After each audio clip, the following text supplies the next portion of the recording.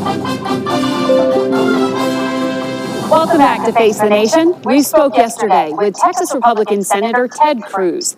He's the highest-ranking U.S. official to visit Hong Kong since pro-democracy protests began 4 months ago. We asked him about the president's saying that the situation in Hong Kong was dying down. I'll tell you what's happening here in Hong Kong is inspiring. We've seen over 2 million people come to the streets standing up for freedom, standing up for democracy, and standing up against the oppression of the Chinese communist regime. And I think it is very much in the United States' interest to support the people of Hong Kong. I'm here, I'm dressed in all black, standing in solidarity with the protesters. So the protests are not dying out, as the president suggested? The protests are continuing full force, and I'll tell you something that really illustrates just how powerful the protests are, is what we've seen happen with the NBA this past week. Daryl Morey, the general manager of the Rockets, my hometown team, I'm a diehard Houston Rockets fan, but he tweeted a very benign tweet where he said, "Stand for freedom, stand with Hong Kong."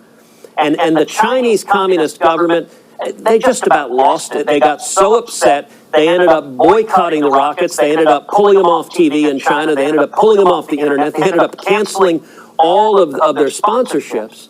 And sadly, what ended up happening is the NBA as a league began this series of apologies. And it was really sad to see an American company and indeed a global sports league like the NBA being dragooned into censoring the free speech of American citizens in the interest of big bucks. It's not complicated why the NBA did that.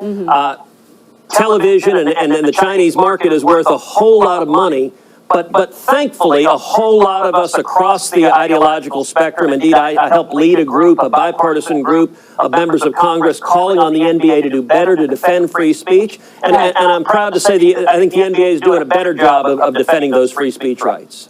But isn't it really the U.S. government that should be leading the charge on this rather than free enterprise? Well, but listen, American businesses shouldn't be in the business of censoring Americans. And we've seen this pattern, whether it's the NBA afraid of losing a bunch of money in China, or whether it's Hollywood censoring out any content that is critical of the communist government in China. You know, it's really an unfortunate dynamic how China uses its vast resources to promote censorship. And all of our allies are facing this increased aggressiveness of China, and we need to stand up, we need to defend our shared values. Exactly. So should those kind of protections be in any kind of trade deal with China?